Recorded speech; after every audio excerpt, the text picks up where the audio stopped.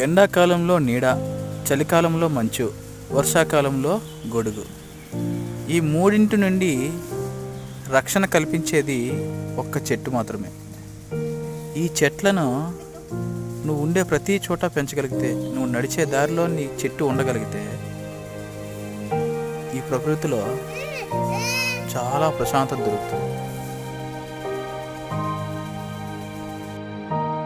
మనుషుల్లో మంచోళ్ళకి మంచోళ్ళు దొరకరు, కానీ చెట్లకి మాత్రం శత్రువులు, మంచోళ్ళు, చెడ్డవాళ్ళు అనేది భేదం ఉండదు.